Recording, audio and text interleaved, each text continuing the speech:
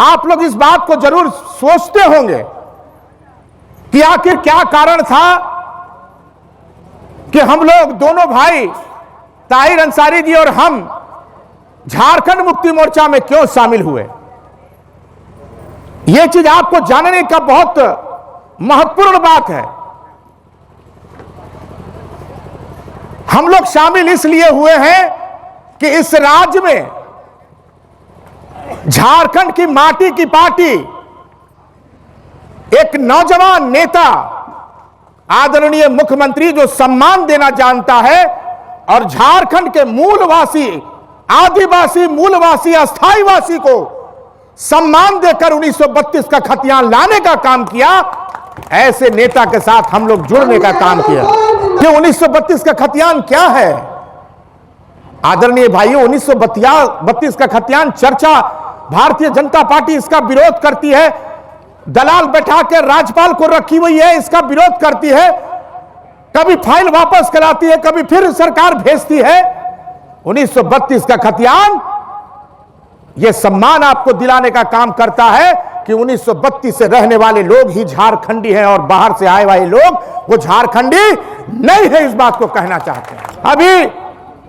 अभी हमारी सरकार ने, झारखंड मुक्ति मोर्चा के सरकार ने व्यवस्था देने का काम किया है कि जितने भी शिक्षक का अगर बहाली होगा तो उसमें 100 में 100% झारखंड के नौजवान होंगे, झारखंड के शिक्षक होंगे।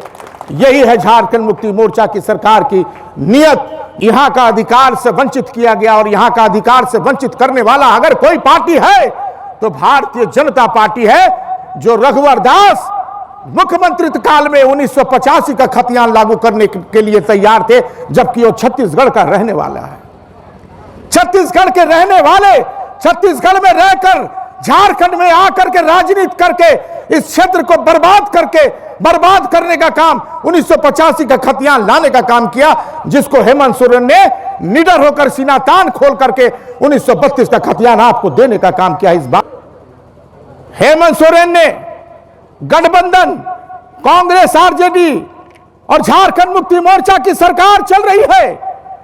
इस सरकार के चलने के बावजूद कलेजे पर पत्थर रखकर एक आदिवासी द्रौपदी मुर्मू को हेमंत सोरेन ने मदद करने का काम किया, झारखंड से वोट दिलवाने का काम किया।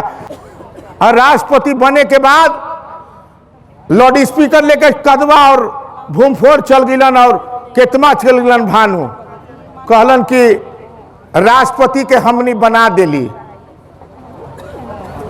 किसी कार्य में आगे बढ़ते हैं माननीय मुख्यमंत्री जी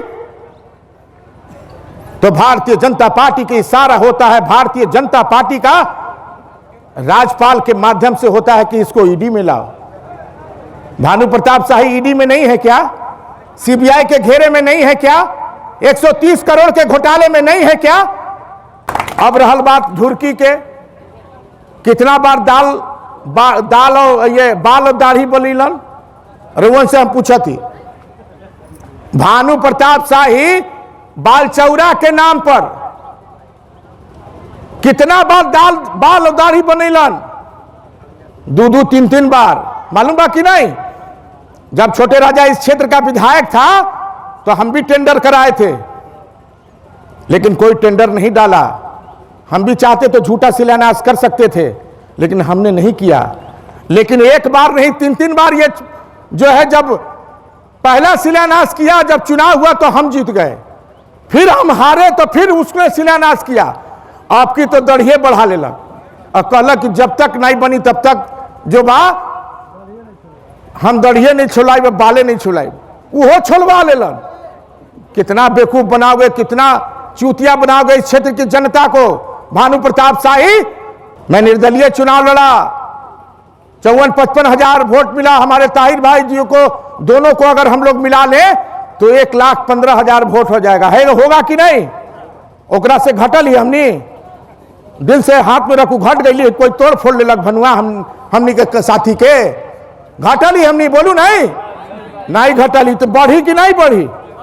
बोले से नहीं बढ़ी।